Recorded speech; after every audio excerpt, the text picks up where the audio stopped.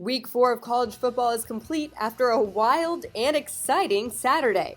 As for a couple of notable results, the Tennessee Volunteers took down the Florida Gators and moved to 4-0, while some last-minute heroics propelled Stanford's 22-13 comeback win over UCLA.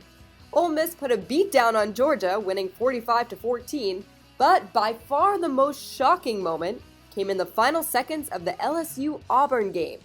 Officials ruled that LSU scored a last-minute touchdown, but after the play was reviewed, they determined LSU did not get the snap off in time, breaking the hearts of Tigers fans everywhere.